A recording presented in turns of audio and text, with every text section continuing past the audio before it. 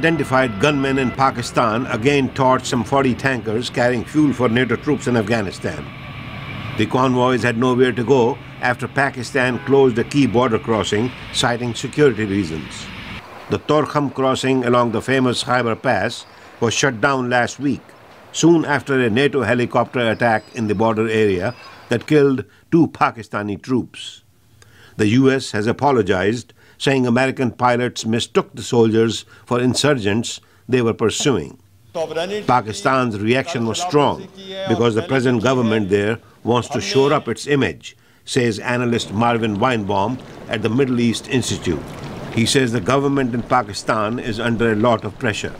From the military, from the courts, public opinion has turned very negative against the president and even the prime minister to kind of recoup its reputation by standing tall against the Americans. The attacks have exposed the frequent strains in the alliance between Pakistan and the US, but the US Defense Department has downplayed the possibility of any lasting effects. But it has not in any way impacted our ability to resupply our fuel to our operations around Afghanistan either. And we don't suspect it will, even if this were to last into the future. But Pakistani Prime Minister Yusuf Raza Gilani did not mince words when he issued a warning in the National Assembly that Pakistan will not tolerate NATO incursions. If you do not compensate for it or apologize for it, we may consider other options too.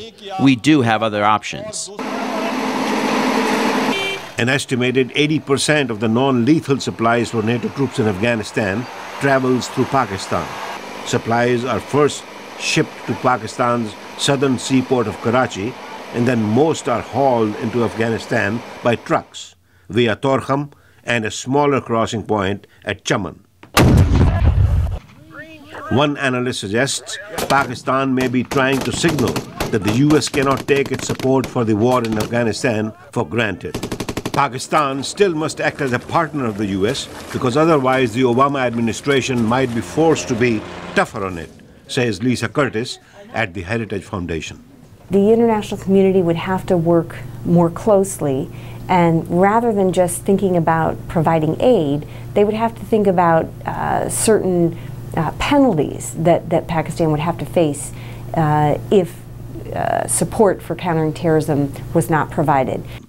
In fact, just on Wednesday, the White House sent a report to Congress saying Pakistani forces were avoiding direct conflict with the Afghan Taliban and Al-Qaeda militants hiding on its soil. Marvin Weinbaum says this is possible because some members of Pakistan's intelligence service consider the Afghan Taliban as an asset.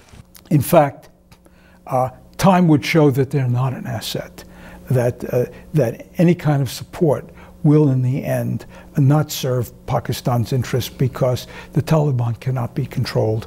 The experts say the 2 strategic partners in Afghanistan, the United States and Pakistan, are so dependent on each other that their relationship will not be affected in the near future by strains such as caused by this week's incidents. Ravi, Khanna, VOA News, Washington.